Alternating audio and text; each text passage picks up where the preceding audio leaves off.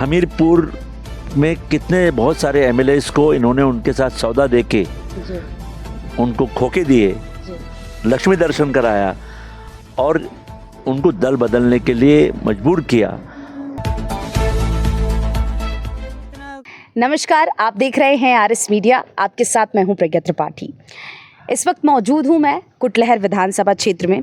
यूँ तो पूरे देश में लोकसभा चुनाव का माहौल है, लेकिन हिमाचल प्रदेश काफ़ी चर्चा में है क्योंकि 6 सीटों पर यहाँ उपचुनाव होने को है।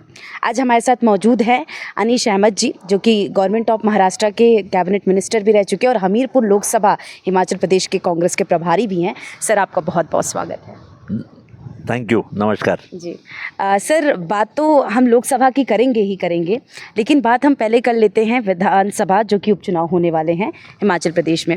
आज ही कुटलहर विधानसभा में प्रत्याशी का जो है वो ऑफिशियली अनाउंस हुआ है। जी, विवेक शर्मा जी को यहाँ का प्रत्याशी बनाया गया है। कांग्रेस क्या विज़न लेकर चल रही है उपचुनाव में, क्योंकि एक तरफ सरकार पर भी संकट है, और कांग्रेस पार्टी अभी अपने आप को कैसे देख रही है यहाँ पर उपचुनाव में? देखिए, हिमाचल में बहुत ही अच्छा काम यहाँ के चीफ मिनिस्टर कर रहे हैं और सरकार पर 1% भी कोई संकट नहीं है, क्योंकि अभी जो 3 उम्मीदवार आज ऑल इंडिया कांग्रेस कमेटी ने जो डिक्लेयर किया है, ये तीनों उम्मीदवार बहुत आसानी से चुनाव जीतने वाले हैं, ये मैं डंके से कह सकता हूँ। बाजू में हरियाणा है, ऊपर पंजाब है, सब जगह कांग्रेस का माहौल वातावरण बना हुआ है।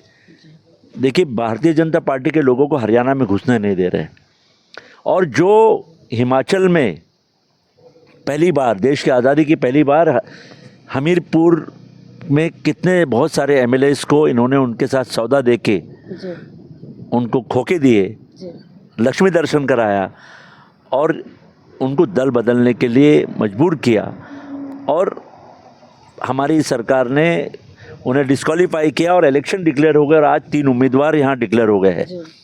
यहाँ पर जो विवेक जी को टिकट दिया है, उनके पिताजी के साथ में मैंने काम किया है, बहुत अच्छा इस इलाके में उन्होंने काम किया है, और यहाँ पर यहाँ की जनता जो है, ऊना की जनता उनके साथ में है, और पूरा हमीरपुर में एक वातावरण बना हुआ है। रहा सवाल यहाँ पर भारतीय जनता पार्टी के जो उम्मीदवार है अनुराग ठाकुर जी, हाँ जी, जो भी होंगे, उन्होंने यहाँ पर एक भी उद्योग नहीं लाया, यहाँ पर कोई इंडस्ट्री नहीं लाई, यहाँ पे बेरोज़गारों का मसला हल नहीं किया, यहाँ पर कोई भी बड़ा प्रोजेक्ट नहीं लाया। कोविड के समय पर हम अपेक्षा करते थे कि यहाँ पर अच्छा काम करेंगे, लेकिन उन्होंने जैसा काम करना चाहिए था बेरोज़गारों के लिए, इंडस्ट्री लाने के लिए, उन्होंने कोई इंडस्ट्री नहीं लाई, कोई बेरोज़गारों के लिए काम नहीं किया। उल्टा हमें अपेक्षा थी, जब हिमाचल के अंदर में आपदा आई थी, भारतीय जनता पार्टी की सरकार ने एक बार भी यहाँ पर झांक के नहीं देखा। हिमाचल के अंदर में ना प्रधानमंत्री आए, ना होम मिनिस्टर आए, ना कोई मंत्री आया। और देखिए, अब प्रधानमंत्री हिमाचल का दौरा बनाने वाले, मैंने सुना है, कुछ पत्रकार बता रहे थे कि होम मिनिस्टर और प्राइम मिनिस्टर यहाँ पे दौरा करने वाले हैं, यहाँ पे वोट मांगने आने वाले हैं। मैं उनसे सवाल करना चाहता हूँ, कांग्रेस कमेटी के माध्यम से, ऑल इंडिया कांग्रेस कमेटी की तरफ से, जब यहाँ पर आपदा आई थी तो प्रधानमंत्री जी और होम मिनिस्टर साहब यहाँ पर ज़ख्मों पे मलहम लगाने क्यों नहीं आया था? और देखिए, हरियाणा में जिस तरीके से भारतीय जनता पार्टी के लोगों को मार मार के हकाल रहे हैं वहाँ के किसान लोग, वही हालत हिमाचल के अंदर में होगा, वही हालत पंजाब के अंदर में होगा। और महाराष्ट्र से मैं आया हूँ वोट डाल के, महाराष्ट्र में पूरी एक लहर चल रही है इंडिया गठबंधन की, और पूरी तरीके से 2/3 सीट, 48 सीटें महाराष्ट्र में, पूरे विदर्भ में 10 सीट के इलेक्शन हो गए आज, और 10 की 10 सीट इंडिया जीतने वाली है। 4 सीटों में कितनी सीट कांग्रेस इस बार ला रही है? हम 4 की 4 सीट जीतने वाले हैं, और हिमाचल में वापस हमारी सरकार बनेगी। और हिमाचल के अंदर में हमने जितना मैनिफेस्टो में पिछली बार प्रॉमिस किया था कि रिटायर्ड लोगों के लिए हमने ओपीएस शुरू करेंगे, हमने ओपीएस शुरू किया। हमीरपुर की इस कॉन्स्टिट्यूंसी में हमारे चीफ मिनिस्टर साहब ने इतना बड़ा हॉस्पिटल यहाँ पे लाने का काम किया, और यहाँ के गरीब लोगों के बीच में रहते वो गरीबी से ऊपर आए हैं, उन्हें मालूम है गरीबी क्या है, वो आम जनता में, गरीब लोगों में घूमने वाला इंसान है, और इतना अच्छा चीफ मिनिस्टर कभी नहीं मिला है। आज हमें उम्मीद है कि हमीरपुर का एक चीफ मिनिस्टर, जो यहाँ के भारतीय जनता पार्टी के लोगों ने हमीरपुर के लोगों को धोखा देकर, यहाँ के जो 5 साल का मैंडेट था उनको धोखा देकर खरीदने का काम किया, खोके देकर पार्टी बदलने का काम किया, ये हिमाचल के लोगों में कभी नहीं हुआ, हमारे बम्बई में हुआ है। मतलब ऑपरेशन लोटस सक्सेस नहीं हो पाया। देखिए, इनका ऑपरेशन लोटस कर्नाटका में फेल हो गया, वहाँ कांग्रेस की सरकार आ गई।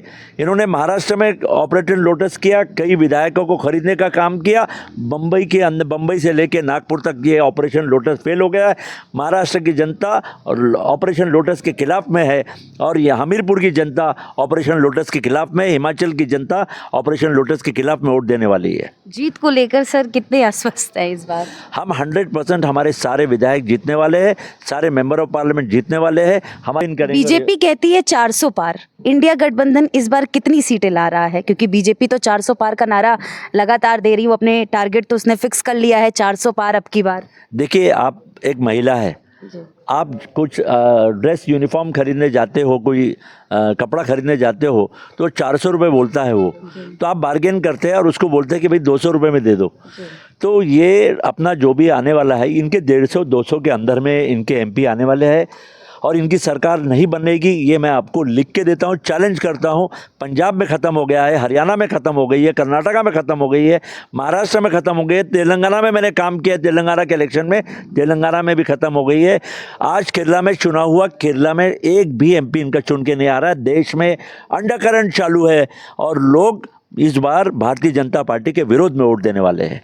कुल मिला के कहना है कि इस बार इंडिया गठबंधन अपने आप को देख रहा है कि अच्छा सर, ये भी सवाल है कि अगर इंडिया गठबंधन की सरकार मान लीजिए चुन के आती है, तो प्रधानमंत्री कौन बनेगा या फेस कौन है आपकी गठबंधन का? देखिए, ये जब एमपी चुनकर आ जाएंगे पूरे देश के अंदर में, तो वो हम सब बैठेंगे, इंडिया के सारे लोग बैठेंगे, और वो तय करेंगे, सारे नेता मिलके तय करेंगे, सारे एमपीज मिलके तय करेंगे कि कौन प्रधानमंत्री बनेगा, कौन उप प्रधानमंत्री बनेगा। एक सरकार का एक कॉमन मैनिफेस्टो होगा, जो देश को किसानों के लिए, गरीबों के लिए और बेरोज़गारों के लिए, महंगाई कम करने के लिए ये हमारा इंडिया काम करेगा, और इंडिया जीतेगा, ये मेरा दावा है। इंडिया जीतेगा? इंडिया जीतेगा, और इंडिया हिमाचल में भी जीतेगा, इंडिया पंजाब में भी जीतेगा, इंडिया हरियाणा में भी जीतेगा। सर, आपका बहुत बहुत धन्यवाद हमसे Thank you, बात करने thank के you लिए। very thank you so much sir.